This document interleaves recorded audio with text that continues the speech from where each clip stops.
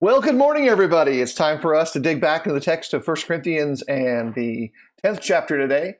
Shane Scott is with us along with Terry. Hope you guys are doing great. You doing all right? Doing good. Terry, you all right? You okay? I'm here. Terry's enthusiasm level is a little undercaffeinated. We have to kind of pump that up a little bit. This morning's pre-meeting and even the text messages leading up have been a little abusive from the two of you. Okay? So, I'm here. Terry I might mute my video and or mic at any moment, but for the time present, I'm here. Yeah, well, I love you guys, but sometimes I kind of like you. That's just how it is. Yeah. We can go ahead right now and begin to set some ground rules about a few things, just to kind of see where we're going at. But before we do that, I just wanted to respond to a couple of comments that I got about the YouTube version of the broadcast. Just a reminder that regardless of what you're watching at the present time in YouTube, after the show is over, you're going to be suggested something as a thing to watch next. I have no control over those things. We don't have any control over those things. I want to suggest to you, you actually control those things. YouTube determines what it's going to suggest to you next based on what you've watched in the past. So if you have an interesting show come up after hours, it probably means you've been watching other interesting shows kind of like that one. No control over it. It is what it is, but hopefully that will give you some great variety in the things that you watch and see. Let's get back to the text. 1 Corinthians chapter. Straight victim shaming on that. I just got to call you out on that. Like, hey, it's your fault. It's not our fault. It really is their fault, though. Okay. Or your 8-year-old child's fault with watching so many Minecraft videos. That is true. But anyway, that's the internet for you. Let's go ahead and read. I think that's probably a good thing. And since Terry loves to read and reads lots of books, we're going to have Terry read verses 1 through 5 for us. For I do not want you to be unaware, brothers, that our fathers were all under the cloud and all passed through the sea, and all were baptized into Moses in the cloud and in the sea, and all ate the same spiritual food, and all drank the same spiritual drink. For they drank from the spiritual rock that followed them, and the rock was Christ. Nevertheless, with most of them, God was not pleased, for they were overthrown in the wilderness. All right, then. So what do we have here in chapter 10? First on is like a conclusion or a connection to chapters 8 and 9, because we're going to need to know that before we get into the latter part of chapter 10. So what are the tie-ins here? James? Well, in chapter 8, he raised the issue of the Christians' relationship to the pagan culture, and particularly food that, in the case of chapter 8, is offered to idols. And then in chapter 9, he talks about the principle of foregoing personal rights or liberties for the benefit or conscience of another person, as a way to then segue to some of the applications that he makes here in chapter 10. And, just like the people at Corinth have been baptized into Christ and have been eating and drinking the bread and cup of the Lord, ancient Israel has been baptized in the way that he describes it into Moses. And they have also been eating and drinking spiritual food, describing their journeys in the wilderness and the food that God provided them. And so then the warning is going to be, okay, here you've got two sets of people, both of which have been baptized, both of which have been eating and drinking spiritual food. But we know what happened to the first group. They fell into idolatry, and then that's going to be the application for the Corinthians. Yeah, I think this is I want to go a side plug here. It's really important, regardless of your own personal spiritual background, to develop a habit that lets you see the entire Bible as a clump, as a chunk. From Genesis to John, you have the entire history of Israel, which is leaning into the arrival of Jesus. To the Jew and to the Gentile, in the letters written after the public work of Jesus on the earth, they use that information to teach, whether you're from Israel or not. And so knowing some of these Old Testament stories is more than just a moralistic play. Romans 15:4, we tend to look at that text and say, Okay, we can go back to the Old Testament. That means we can learn morals from the Old Testament. We learn more than moralistic behavior from the Old Testament stories. We learn about who God is. We learn about the history of bringing Jesus into the fullness of his plan. And even here, this is one of those points I think is really interesting to me. It shows Jesus literally in the Old Testament. Where sometimes we get him figuratively in the more analogy types or metaphor types. This is one of the few cases, New Testament, where it just really hammers down and takes the wordplay, which is literary works, metonymy, and all those different things of places and things, and says, no, Jesus was in essence the core of that too. I think there's just some good value to catching that, because Paul is really driving that home to a group that's leaning Gentile, if not heavily Gentile. So there's some value there for him, how to solve their spiritual problems by understanding that truth. Yeah, One of the things I think is great about this, I think sometimes I'm one of those guys that cautions us, hey, don't type anti-type everything, right? I mean, I think we all three of us have seen some kind of crazy applications of the whole type anti-type thing, right? But here's a case where it just comes right out. Hey, it doesn't call it, but that's what it is. Hey, this deliverance through the Red Sea, that right there was a baptism. Salvation by water. First Peter, that whole ark water thing, that right there, that's salvation by water. One of the things I think is really interesting by that is all the debate about baptism, but man, all of the things the Bible connects to that says, hey, the element's water. And I just think that's one of the interesting things to point out here. While that's not the purpose, it is what one of the things you see here. And you do see, I mean, they didn't quite make it back to the garden, Phil. So I know you're a little upset, but they did go back to the Exodus, right? And shows, hey, all of this connects, all of this goes together, as you said. And we need to. I made a statement. I think it was earlier this week. Sometimes the chapter verses division really mess with our understanding of Scripture. We segment it into these little bitty chunks, and we don't see how things go together. Sometimes the books even kind of do that. Sometimes we got to get outside of even the covenants and see, hey, this is all one kind of while there's 66 books, this is all one story. This all goes together. It all fits together. just to tie into what Terry just said and also what you said, Philip, it's interesting that in verse 1, Paul tells the Corinthians, most of whom were Gentile, that our fathers were all under. So he is very self consciously saying, this is your story. The story of Israel is your story, even though you might be Gentile, because it is one story. And by virtue of your union with Jesus Christ, who's the focal point of that story, it's now become your story. We are the ones, as he says in verse 11, on whom the ends of the ages have come. It's one of the many reasons why the mindset that doesn't want to look at the Old Testament it just really uh, cuts off our nose to spite our face, because that's our story. Because of Jesus Christ, we all have this common story. Yeah, just to quickly connect other writings in the Testament, we're grafted in. We are now part of Israel in the very fullest sense when we accept the offer of Jesus. And in this particular portion of the story, there's a picture we can see repeated through the Old Testament that leads to our conclusions, leaving the land of plenty into a land of dryness because God has something better for you. And so that's a story that repeats through the Old Testament. And they see it come to fruition in Canaan, and then all the rest of the story of God's people happen at that point.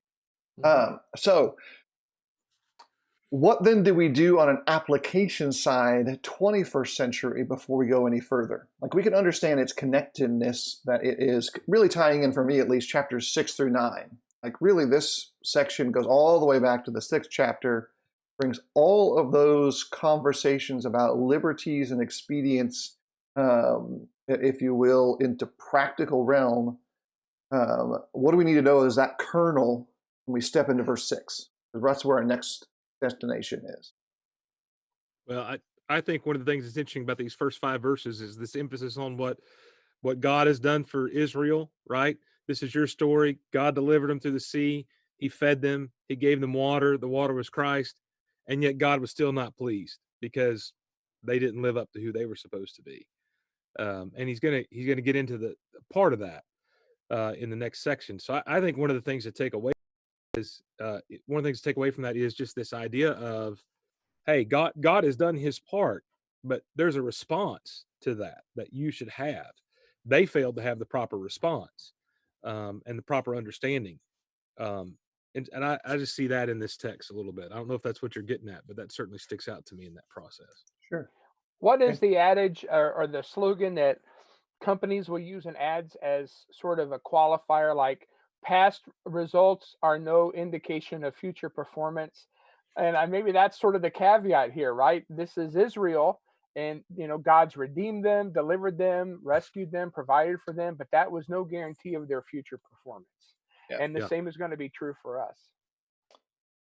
Yeah, past performance does not predict future results if you kind of think about it that way, and the advertiser marketer kind of things. But then it moves into the next thing. And this is actually a better tie-in to the Romans 15:4 text, which we tend to quote more. This one actually is more pointed, especially in the immediate context. Jane, do you want to read verses 6 through, actually, I guess through verse 13 right now for Sure. us? Now, these things took place as examples for us that we might not desire evil as they did. Do not be idolaters, as some of them were, as it is written, the people sat down to eat and drink and rose up to play. We must not indulge in sexual immorality, as some of them did, and 23,000 fell in a single day. We must not put Christ to the test, as some of them did, and were destroyed by serpents, nor grumble, as some of them did, and were destroyed by the destroyer.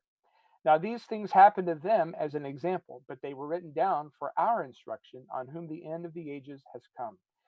Therefore, let anyone who thinks he stands take heed lest he fall. No temptation has overtaken you that is not common to man. God is faithful, and he will not let you be tempted beyond your ability. But with the temptation, he will also provide the way of escape, that you may be able to endure it. All right, so I'm going to pull a little Pauline trick. He uses it more often than not, and that is go to the end and work to the beginning. He does that in Romans chapter 10. He does that in other places. And so working from the conclusion, when we see those verses, say verses 12, 13 range, how do we tend to see folks interact with it? Because I think there's probably some edges of misunderstanding on the application side of 12 and 13 that if we clear that up, then work our way backward and understand where he starts with in verse 6 easier. But I think verse 13 is a misused passage. In a lot of times we take that passage and we try to say from verse 13, well, you can handle whatever comes your way because God won't allow you to do something, have to go through something that you personally can't handle. A lot of times we'll look at somebody who's going through something and go, you're strong enough to handle this. You can do this because 1 Corinthians 10:13 says you can do this. That is not what 1 Corinthians 10:13 says. And I think we say that, by the way, out of comfort. Especially, I've heard this used in grief, and I know that Shane's gone through some grief, and I did when I was a young man, lost my father in a tragic accident, automobile accident.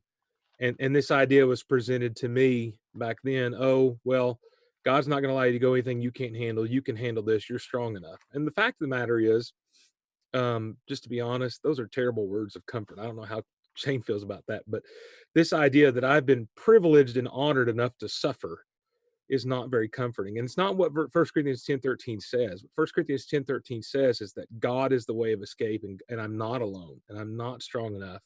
But with God and with God's people, I think is part of that as well, that I can't overcome anything. And I think we just misused that text. I think that we've looked at this text to try to tell people, hey, you can handle this. I'm gonna tell you what, you go up to an alcoholic who's been battling alcoholism for 20 years and you use this passage and say, hey, you can do this on your own. You're strong enough for God will let you go through that. That's a lie to him. That's not true. And he's tried to do that for probably at least 15 of those 20 years. And he's not strong enough on his own. I just think that's one of the ways we've really misused this text and we've really misinterpreted it. It does not say you're strong enough to handle anything you go through. It says that with God, you can overcome whatever you go through. Those are two widely different things. Okay. Yeah, I think if you look over at 2 Corinthians, in the sequel letter in chapter 1, Paul says in verse 8, for we do not want you to be ignorant, brothers, of the affliction we experienced in Asia, for we were so utterly burdened beyond our strength that we despaired of life itself. So Paul certainly would not want to give people the impression that God will never let you have to go through a crisis, a tragedy that feels overwhelming to you, because he himself went through that. He describes that here in 2 Corinthians chapter 1. But he goes on to say in the very next verse, just exactly what Terry did, that that was to make us rely not on ourselves, but on God who raises the dead. I think the other way that I know that I have misused this passage in 1 Corinthians 10:13 is to make the primary application. Hey, we all here, like in this room, we all have the same temptations. Well, that's true, but Paul's point is in conjunction with Israel's history, that we have common temptations to them. They were tempted by idolatry, they were tempted by fornication. Corinthians, that's exactly what you're being tempted by. So that's the commonality. That's the commonality of the temptation. Yeah, I kind of think through it this way. The first thing I have to do is not conflate or confuse suffering and suffering because of my faith. Those are two different things. And if I could separate that conflation, then it becomes easier to take that suffering side of thing and say, okay, that. But then I say, what's going on here? Because it's using some terms that talk about testing. Temptation is a form of test. In the context, if you go back to all the way to verse 1 of the chapter, the test for Israel was general faithfulness. Would they generally trust Moses and Jehovah to lead them from Egypt into the promised land? And honestly, a lot of times they failed that test, except when they didn't. You know, they walked, and this is one of those cases where they didn't. They followed through. So for the application side, it's never really about me individually, nor is it even about, like Shane points out, that all men share the same kind of temptations, because we don't share the same kind of sufferings. All three of us have suffered various types of grief. They affect us differently. Losing my mother is different than losing anybody else's mom, because she's my mom. And that's a suffering that's unique to me. It might be similar, but not the same. I think that's an important thing to take into our understanding as we then work our way backwards through the text to tie it to what Paul has already written. Because he says, my conclusion comes from my example. Verse 6, now these things took place as examples for us, that we might not desire evil as they did. So the conclusion that Paul has reached in verses 12 and 13 is supposed to be drawn from the examples that he's laid out. Like, these are the things we're supposed to think about. And so let's talk about that for a second. What's he talking about? Hey, 1 minute. We didn't talk about 12. We talked about 13. Oh, that's true. Rolling back the scroll. Terry's got another verse he wants to. Yeah.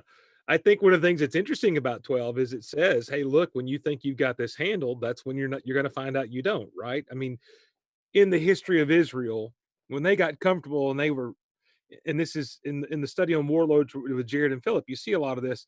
They get delivered, so then they get a little bit more proud, and what happens? Then they go a little bit further. I mean, and so you have that kind of just circling the cycle all the time, and you see that. What I really think is interesting, by the way, of what we do with verse 13 is we really, in the misapplication, cause us to have a little bit of pride to think we can handle all this stuff. Like we ruin the context of those two verses together with the way we interpret the end, which I think is pretty interesting, by the way, to point out. This idea that, hey, you can handle it. Well, that's pride. I mean, there's no other way around that. So I just wanted to point that out, that the greatest danger of the misapplication of that text is that it does exactly what verse 12 says don't do. So just now you can go to verse 6. Unless Shane needs to pull us back into straightness. Those are all great points. It's interesting, Philip, you made the comment that this goes all the way back to chapter 6. So if you look at the 4 things he specifically talks about that the Israelites did that we've got to learn from, he says in verse 7, don't be idolaters, as some of them were. Verse 8, we must not indulge in sexual immorality, as some of them did. Verse 9, we must not put Christ to the test, as some of them did. And then verse 10, nor grumble, as some of them did. So those 4 things idolatry, sexual immorality, testing Christ, and grumbling. The grumbling you could even take all the way back to the lawsuits in chapter 6 of grumbling against Mhm. each Right. other. And then, of course, the sexual immorality at the end of chapter 6.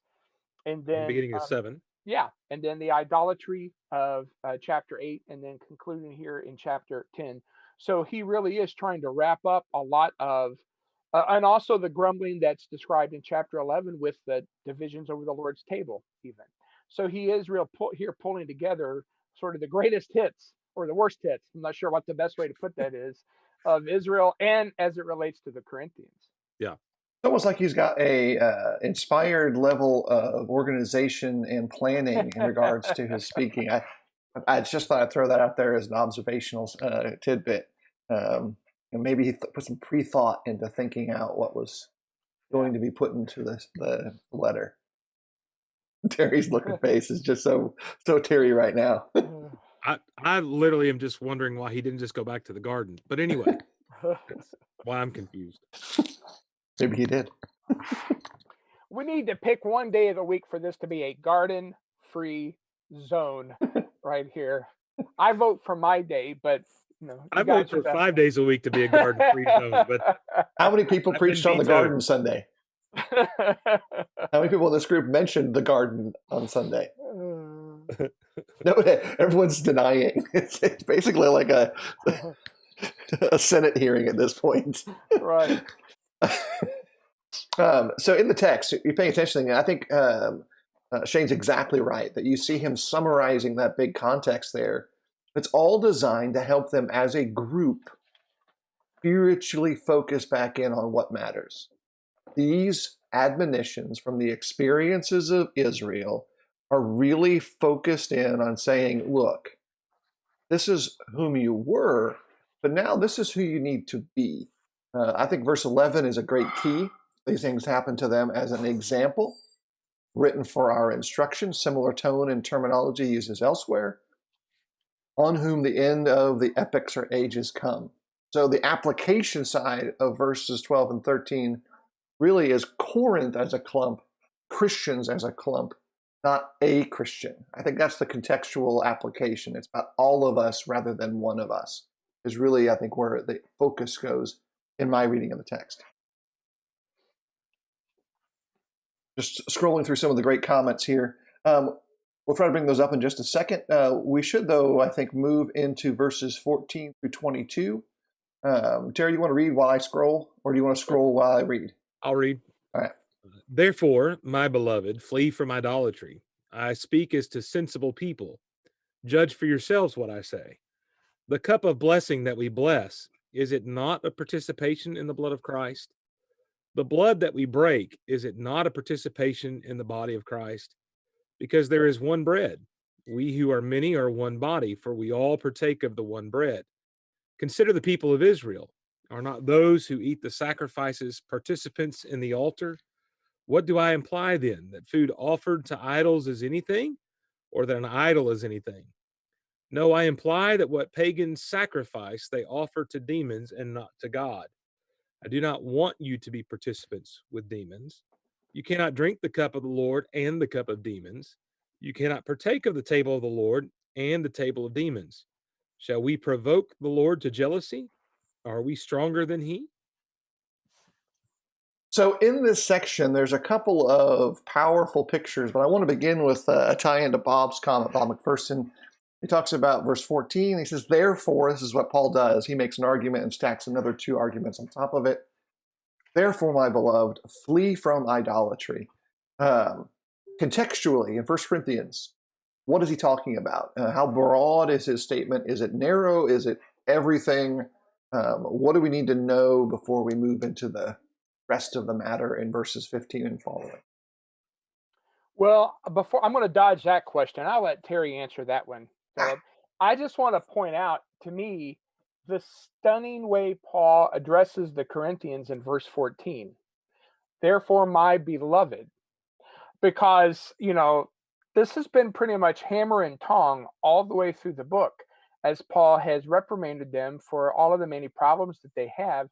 And for me, that is like a a nice glass of ice water in the midst of a parched desert to be reminded that Paul loves these people. They are his beloved people. It's one of the reasons he's so passionate in the way that he addresses them in this book, because he does love them.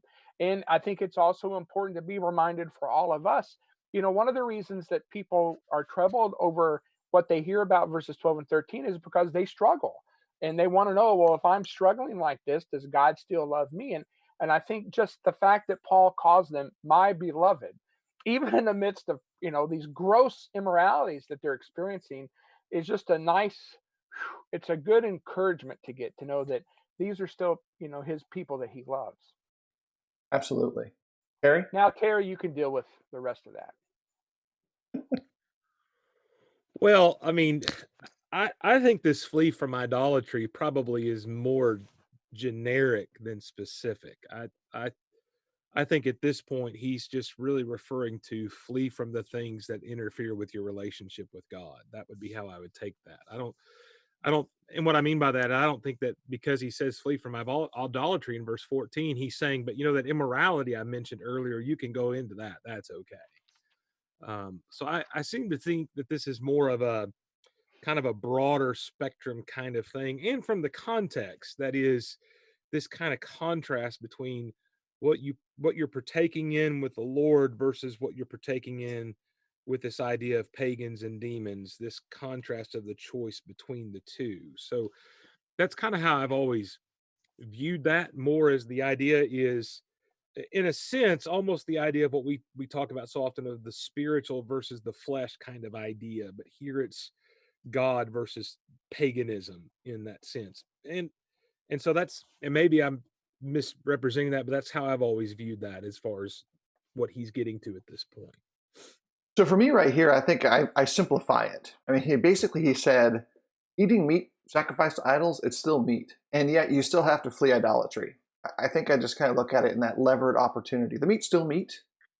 It's been sacrificed to a source that has no real power in the big picture of things, although it may have limited power in the small picture of things. And so the first lever doesn't mean idolatry is okay.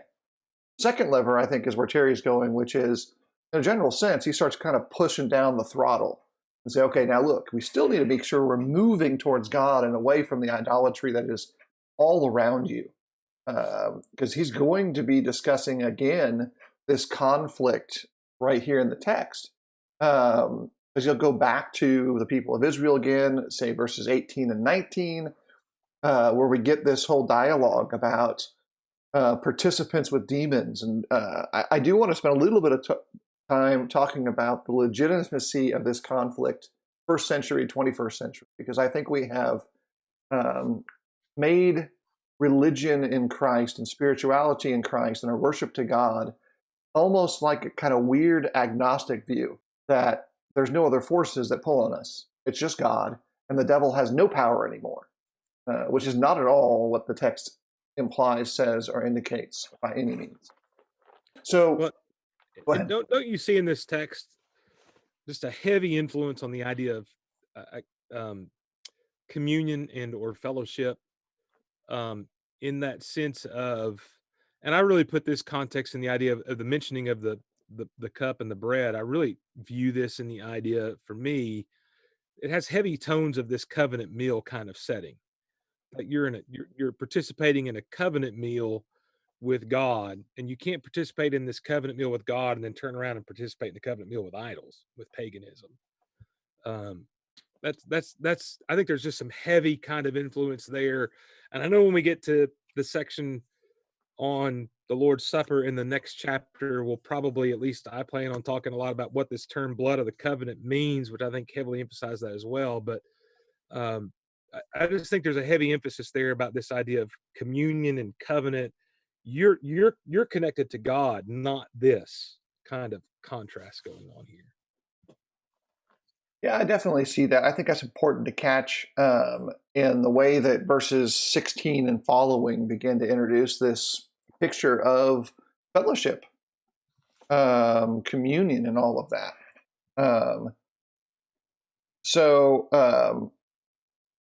kind of checking some things. I think the feed actually has blocked out for us. So give me a second. Even though it says dropped feeds, I'm getting some notes that folks can't see on a certain device. We look fine. Well, Keep talking about it, whatever you guys want to talk about. I'm going to check this real quick. sure. Well, I think, as a lot of commentators point out, one of the key passages that's in the back of what Paul is talking about here is the statement in the Song of Moses in Deuteronomy 32 in verses 15 through 18. But Jeshurun grew fat and kicked, you grew fat, stout, and sleek. Then he forsook God who made him and scoffed at the rock of his salvation. They stirred him to jealousy with strange gods. With abominations, they provoked him to anger. They sacrificed to demons that were no gods, to gods they had never known, to new gods that had come recently, whom your fathers never dreaded. You were unmindful of the rock that bore you, and you forgot the God who gave you birth. It's also interesting, by the way, that in that passage Yeah, from it's totally Deuteronomy. frozen there. So we're going to have to do this, guys, because it's just frozen up. I don't know what that deal is. We're going to pause it and then see if I can just kickstart it again here Okay. with something. So give me a second. My internet's good. I just tested it while Shane was talking, but my ping is awful right now, which is very weird. Looks like some of the folks are saying that it's good. Well, I'm getting like the core look. Might be where they're watching. Either way, I think I'm going to check the YouTube feed real quick, and then each of the feeds in sequence, because I'm Are showing we different live things. still or not? Well, it says live in different places. This is how it goes with tech stuff. Assume you're live Okay, while I fix these things. back to Shane Yeah. and the interrupted thought. Yeah. So that passage of Deuteronomy 32, I think, is just a vital one to see the background here of what Paul is saying. It's the same thing that Moses said, that ultimately there were dark spiritual forces behind what Israel was doing in its idolatrous practices. Not that the gods themselves existed, but that there were evil spiritual forces. And it's no different than what Paul says in Ephesians 6. We wrestle not against flesh and blood, but against principalities and powers and the spiritual forces of darkness in the heavenly places. That, we do need to understand there is an unseen spiritual realm that we are dealing with. And on the one hand, that should terrify us because we're up against, very dark, mysterious, malevolent forces. But on the other hand, Paul says, stand firm if you take up the armor of God. It's helpful to be reminded just how serious our struggle really is. And when you're reminded of how serious it is, then it also drives you to realize your utter reliance on God and dependence on what He provides us to deal with that struggle. It's not unwinnable at all, but it's a serious struggle. And it's important for us today to make sure we maintain that balanced perspective. On the one hand, to know we're in a war, but on the other hand, to know it's a war that Christ has already won in principle, and we can win in reality if we trust in Him. A couple thoughts, just one Old Testament, New Testament. You talk about those dark spiritual forces, and you talk about this war. And I agree. I think Phil alluded to the fact sometimes we think this is all over. It's not going on anymore. It still goes on, but that reminds me of Job, obviously. And the comfort you find in Job is that while you're battling this dark power out there, that dark power still is not as strong as God's power, right? God has power to bind the darkness in that sense. And the other story, oddly enough, that really, just from the way I approach it, the book of Revelation is really the story, this kind of battle between, dark power, and regardless of what date you take, that's what it's about, by the way. Let me throw that out there, that there's this war between Satan and all his things versus God and all his things. And when you look at the book of Revelation, it's kind of the story of this battle that's taking place between those two sides. And you say, well, what's the point of Revelation? I mean, very high level, but the most important point is this: God always wins. So be on God's side. Like, I think that's one of the things to keep in mind about all of that. So when you talk about the realization that these dark powers and that this is still going on, just remember God always wins. So you want to be on His side. That's part of what you learn from the book of Revelation. In fact, that's a lot easier to understand than some of the things people try to twist that into. Well, I think you plug that in here and you understand, hey, these Corinthian brethren are in a place where they are daily being pulled, tugged, and lured away from God's side with just the culture around them. Satan's really good at using the culture around them, and all the things that were mentioned earlier from chapter 6 on, the complaining, the immorality, the idolatry. It is literally surrounding them. They leave their house, they come face to face with that everywhere they go, in the marketplace, in the streets, probably their friends, their family. In 1 Corinthians 7, that's part of what it's talking about. Hey, here's a husband or wife who decided to be a disciple, yet their mate's not. Guess what they're participating in? The idolatry, the immorality, the complaining. So they may even be living with it. They may even have to leave their house. And part of what this is saying is, hey, don't let that pull you away. You stay over here. You stay on this side of the equation. You're in communion. You're in a covenant over here. And so you don't do that. Okay. That's not where you go. I think that's just a huge part of this. Yeah. And, tying that in with things that you guys have talked about previously, there is a significance to eating that we do not have in our culture that they had in their culture, Yeah. and especially eating in a religious context. The reason that think about it, Peter was condemned in Acts 11, not because he baptized uncircumcised people, but because he ate with them. Yes. So that significance of eating together in a spiritual context is especially important here, because what Paul is saying is when Israel ate at the altar, they were in fellowship with God in a special way. They had table fellowship with God. When you go to a pagan temple and you eat there, you're having table fellowship, not with that God, those don't really exist, but with the spiritual force that is behind that sacrifice, which is a demon. So you cannot go to a pagan temple and engage in that eating because it places you in fellowship with them. But there is a difference, and I think this is part of what he's getting at. There's a difference between going to the pagan temple and eating, right, and eating the meat you buy at the market, which correct, may or may not have been offered up to that idol and now is being sold. You're not taking fellowship with that idol by buying it from the marketplace. right. Or if you go to the temple, like, Yeah, a couple of weeks ago, our mutual friend Mark Russell and his wife Cindy FaceTimed me, and I ordered Mexican takeout, and they ordered Mexican, and by Zoom we had supper together. Now I eat Mexican food all the time, as well as all other kinds of food as well all the time. me too. But that food took on different significance when I shared it with them, and that's the point Paul is making. You can go and buy food and eat it at your house. That's one thing. But when you go to the temple and do it, it takes different significance. And that's a significance that you can't have any part with. Well, and it goes back to this idea that it's a covenant meal. You're exactly. saying you're in a covenant with what you're doing there. Right. I think it's important for us right now to kind of narrow it into the last parts of the text. Sorry to interrupt there, but I got to wrangle because we got to wrangle. 23 through 33 is in part where you guys have been driving the train to. And I love verse 23. All things are lawful, but not all things are helpful. It's one of those cases where I think the ESV kind of gets a tone that I prefer. Just because you can doesn't mean you should. But Phil, it's my right. No. I have rights, don't you know? Like, you can't tell me what I can do. Yeah. Right? I mean, that whenever I read this passage, that's the first thing that comes to my mind is that kind of outcry. Don't tell me what I can do.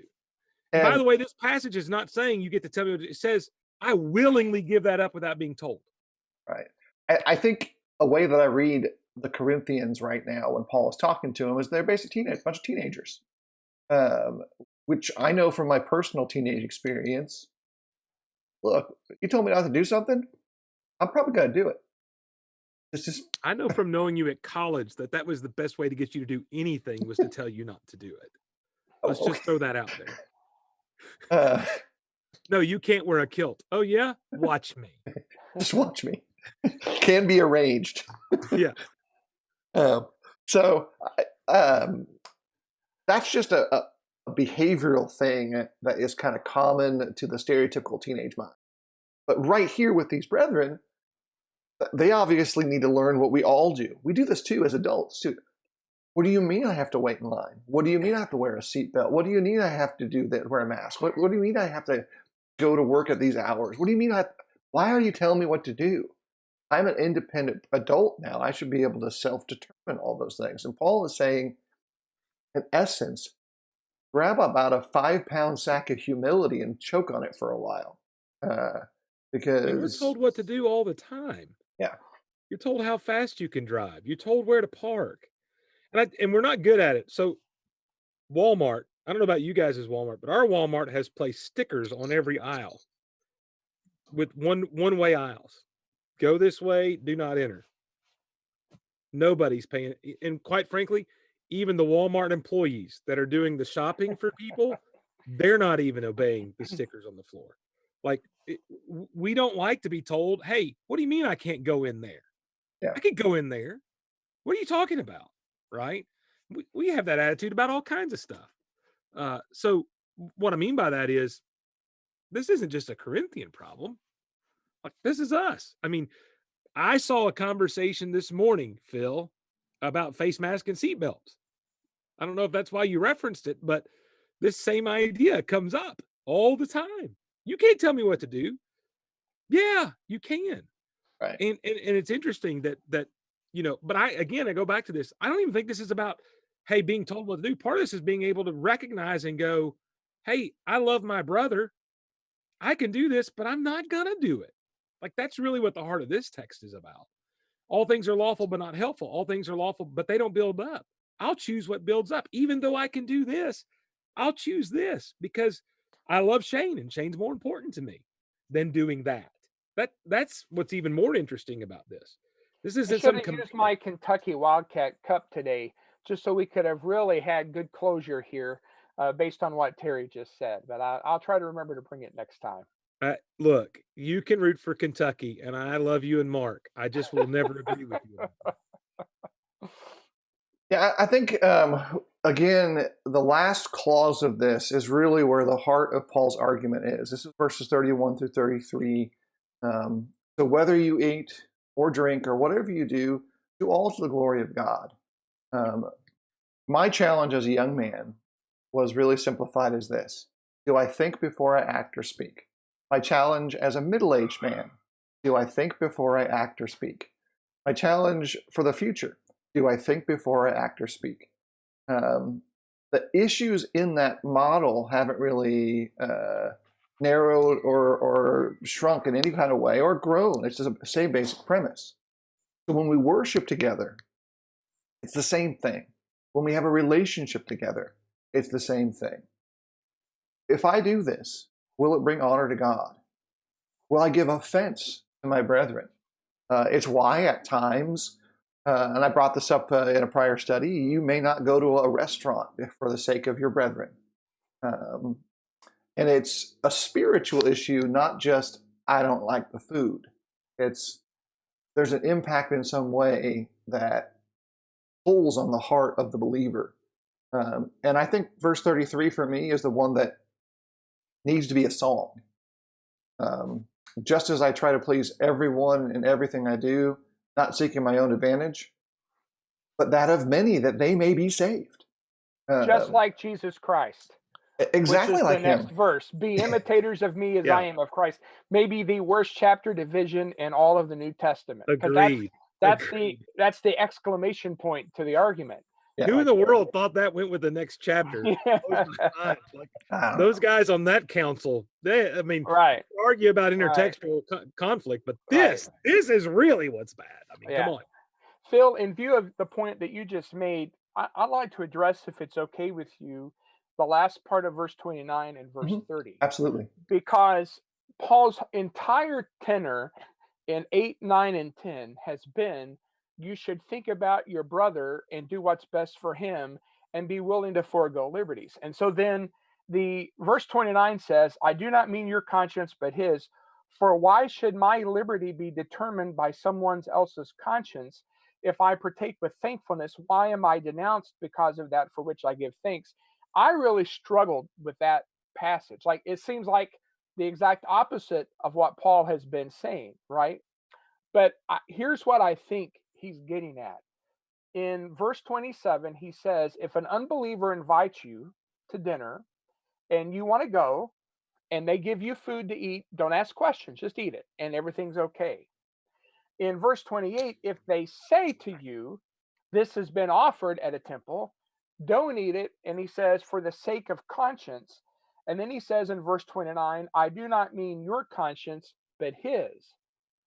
And then when he says, why should my liberty be determined by someone else's conscience if I partake with thankfulness? What Paul is saying is, I can eat whatever I give thanks for, because verse 26, the earth is the Lord's and the fullness thereof. But I do need to be sensitive to his conscience. If he doesn't tell me where this food came from, I can eat it and have no problem. If he does tell me where it comes from, I have to avoid causing a problem, not for my conscience, but for his, because I don't want him to think that I'm sitting here condoning eating food that I'm condoning idolatry itself. So I think what Paul is getting at the end of verse 29 and verse 30 is really as simple as the difference between, does he tell me where it comes from or not? I can eat anything, but if he tells me, at that point, for his sake, I'm going to draw a line to make a clear distinction between idolatry versus Christianity. And it's very important to keep that in the text of, this is a dinner or eating at an unbeliever's house. Right. So this is really about teaching and evangelism and soul saving. That, yeah, you could go ahead and eat it, but it may damage your influence by eating it and your ability to show him the difference between Christ and idols. Therefore, don't eat it. And it's almost as if Paul is saying, hey, when he tells you this, it's a test to see whether you're going to participate. Don't participate in that sense, which I think is very interesting from that idea. And a quick note, this is not about the color of the carpet at the church building, the words that go on the sign, whether your building looks like a shack or a modern brick structure. It's not about any whether of those you use things. PowerPoint or not, whether you put the songs on the screen or not. Right. We can go on and on. It's because all of those things are important in their context. Like, it does matter. That stuff matters, and it does affect people's ability to worship and all of that. But that's not the context here. Context here is the strings that pull at the garment that is your soul. And are you pulling someone's sweater into pieces? I think that's an important way to understand Paul's message here. It's something that, as believers in Christ, we don't always do well, even when we try. And it's a moment where we can really understand grace when it's applied to us as the weaker brother in the whole context of the idea. And it's also a passage about how we relate to non-Christians, because in verse 27, it's one of the unbelievers who invites you. In other words, this is the reason why in chapter 9, Paul said, I become all things to all people, that by some means I may save some. Paul, his single-minded ambition is the gospel. What do I do to help people come to know the gospel? If it means I become weak as one without the law, I'm glad to do that. Whatever I can do to get people the gospel. I think that's one of the applications that I think is important for us today is, as Christians, we need to have a mindset that is always thinking about, how am I presenting myself to the unbelievers I'm in contact with? And quite honestly, since a lot of people are watching this study through Facebook, my word, I think social media is one of the most important avenues that we really need to take this into account. When we get on Facebook and just spout off about our latest political opinion, there are unbelievers present. Are we doing the best that we can to reach them with the gospel? That's what Paul's concern was. Whatever I do, whether I eat or drink, I'm doing it all for the glory of God. Whatever I do, that I might by some means may save some. And I just hope we don't miss these opportunities. That unbeliever hit me too, Shane. The rules would be possibly different if that was a believer's house that said, right, hey, it'd be more like this. I mean, because you read that as a believer, you go, well, why would he tell them that it's from the temple, right? It may be that you might do that because you're concerned of their conscience. Right.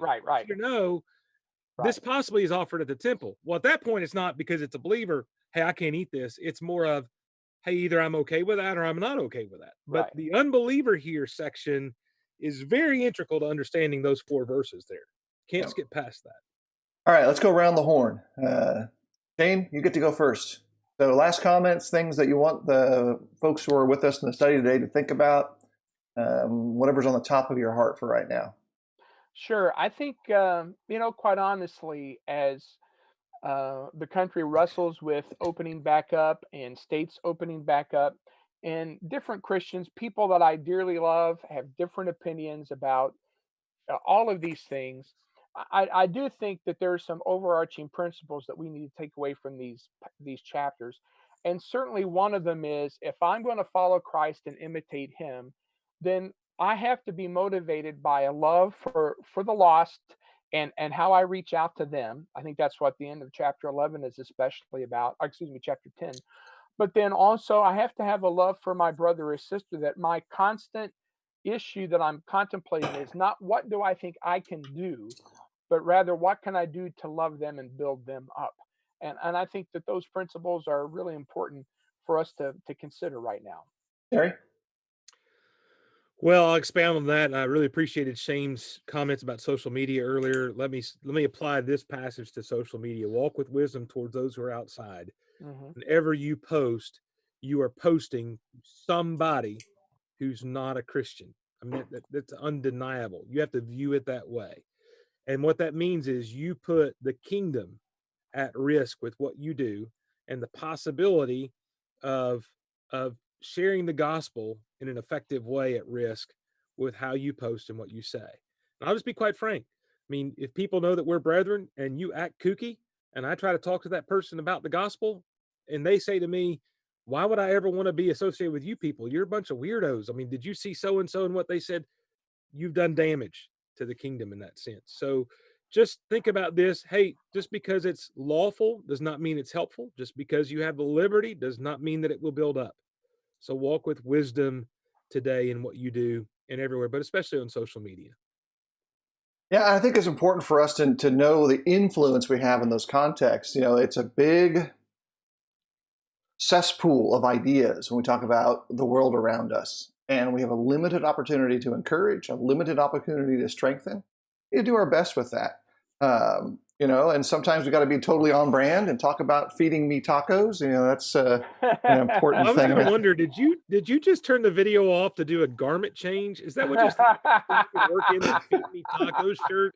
Like, is this the first wardrobe change in the history of Do the Work / whatever we're calling this? Because I think it is. I think it absolutely is. It's an accurate one.